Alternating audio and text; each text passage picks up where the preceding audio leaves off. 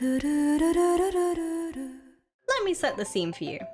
I wanted free food, and luckily, my brother recently got a job at a restaurant and was willing to give us free food if we went to collect it. I also enjoy walking, so we figured we'd walk there and back, which was an over 4-hour trip, so felt a little bit of a waste of a day. Luckily, there was a cinema nearby, and there were 2 films that would get us out at the right time: Assassin Club and Suzume.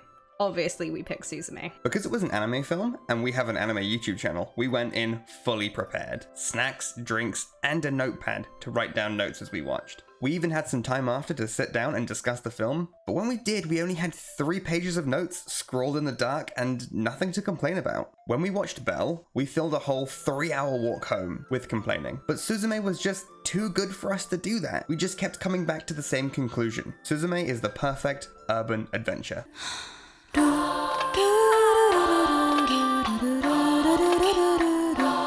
Let's try and look deeper into why Suzume is so good, and maybe explore some ideas around it, its creation, and what it was trying to say. We had little to no exposure to Suzume, aside from the odd screenshot online when we went in. It was kind of a joke between us that it looked identical to Your Name, and kind of faded into the background. So, suffice to say, our expectations weren't so high. Oh, how naive we were. The first thing that probably strikes everyone who has seen even just the trailer is how damn gorgeous it looks.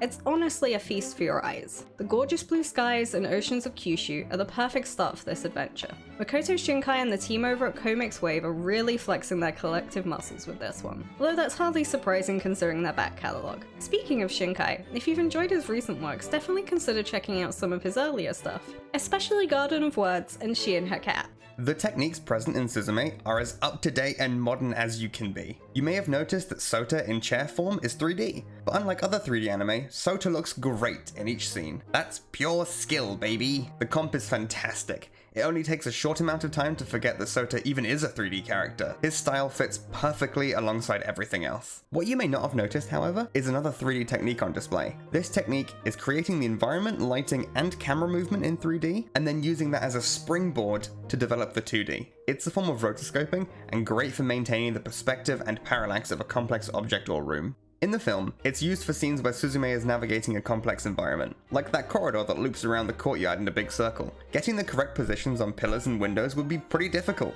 so having a 3D reference makes it easier, and dead on for what the final product should be. It's really useful for getting realistic and complex camera movements, like in Attack on Titan. Some other examples are the rotating room in Demon Slayer, and Carol's house in Carol and Tuesday. Speaking of Carol and Tuesday, the musical instruments they use are fully 3D, not rotoscoped at all, but I didn't notice at all while watching, probably because I had too many tears in my eyes. From the shiny reflective surfaces to the broken and overgrown areas, Suzume is genuinely one of the most gorgeous movies I have ever watched. So the visuals are what draw you in, but the characters are why you stay. Suzume is a fantastic urban adventure where you get to meet fun and interesting characters all across the length and breadth of Japan. From her friendly hometown in Kyushu all the way through Tokyo and ending the movie in Tohoku. The sense of adventure is truly palpable and its love for the different areas in Japan is admirable. Our 2 leads are the titular Suzume, a high schooler going about her day-to-day life, and Sota, a university student slash closer. His job is to close these doors hidden away in abandoned locations. Each location is so gorgeously rendered. You can feel a deep sense of mourning for these places, once so full of life and now left to degrade. He has to close the doors to stop giant worms from escaping and causing earthquakes. The use of earthquakes here is interesting. In an interview, Makoto Shinkai said the 2011 Tohoku earthquake and tsunami served as an influence on the film. That really shows.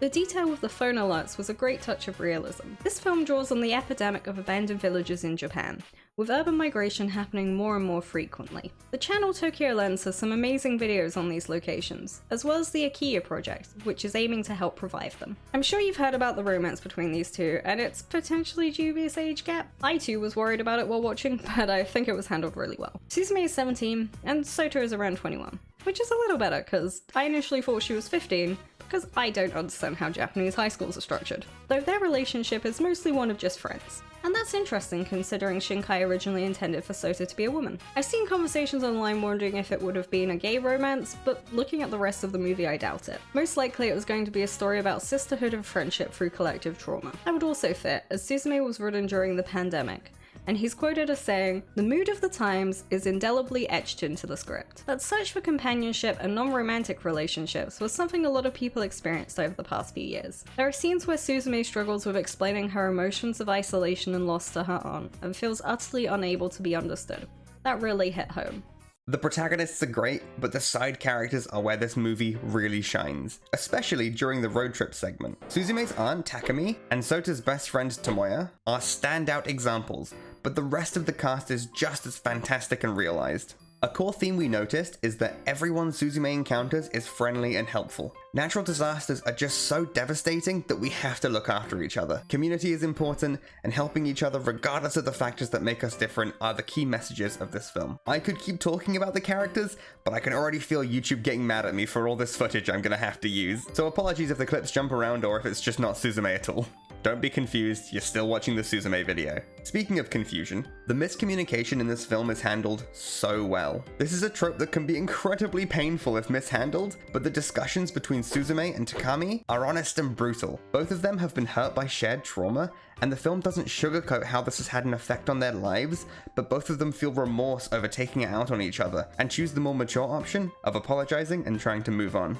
Again, it was really hard not to compare this film to Belle, where the miscommunication of trauma the main character felt often caused the film to grind to a halt, and the characters acted like their trauma happened that year, not a decade ago. This isn't to say trauma will fully vanish over time, but in Suzume, it felt like the characters had lived their lives after the trauma, and built up new memories and experiences. We also see trauma from Sota, whose family role as a closer has been forced onto him. Generally, he's accepting of this, but there are details throughout that show how being close to danger and death has left him feeling separate from the rest of the world. Meeting Suzume allows him room to grow and learn to care about other people, and have a reason to feel connected to the world. I don't want to spoil the scene, because this revelation is a real tearjerker. The other main character is Daijin, but talking about him will definitely lead to spoilers, so maybe we'll do a full analysis further down the line. But I want to say, I think he's a really interesting example of anthropomorphizing a spirit. Don't get the impression that this is a dark movie though. As already mentioned, it's more about the light shining through the shadows. The comedy is genuinely laugh out loud funny, although that could just be us, as there were moments in the cinema where it was just the two of us laughing. Those ridiculous antics of this cubey looking ass cat and the chair boy. Cat on chair action? Chair on cat action? Just because we love clowning on Belle, I want to talk briefly about how Suzume uses technology in such a realistic way. The use of technology is really simple, but the inclusion adds so much realism. Early on in the movie, Suzume and Sota track Daijin using social media, specifically a knockoff Instagram, allowing the adventure to continue in a realistic way. We also see Suzume communicating with her aunt to try and reassure her, even when she ends up miles away from home. It really makes it feel like they care for each other. I also love that Takumi tracks her using bank statements. Not only that, but the fact it wasn't her idea tells us a lot about how loving and respectful she is as a parental figure. Although I think the rest of the movie does a fantastic job on that front. It really feels like Shinkai has used a phone once in his life and maybe spoken to a few teenagers. Unlike Mamoru Hosoda, who is full of love for technology, but doesn't really understand how it's used today. Speaking of love, I love the emotion in the characters and their actions. There are a few scenes of Sota being scared, and each time he uses breathing exercises to calm himself down. And that's the only example I can think of without too many spoilers. So there you go. There's a palpable sense of camaraderie in Suzume. It's a very positive depiction of community, and the power working together brings. It's rare to see that kind of message in a Western movie. This is why it's important to experience media from all over the world, not just from one place. Now the next thing I'm going to say is controversial,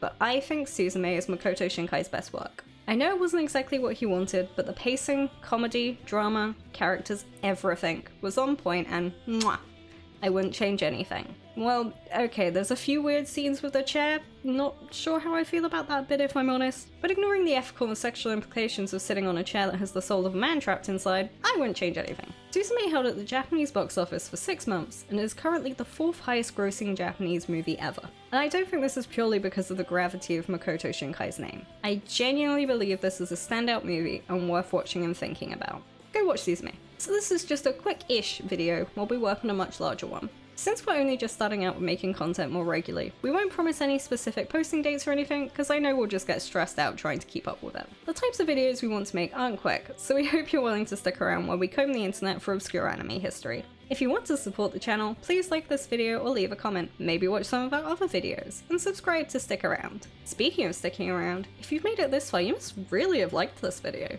And since you're so cool for that, you get to see something cool we've been working on. Ta-da! We made a Patreon. Check it out. We'd love to someday go full-time with YouTube, so any help will get us closer to that dream. And in return you get fun stuff from us like early access to videos, Q&As, and access to the graphics we made for our videos. Yes, this chair on a stick could be yours.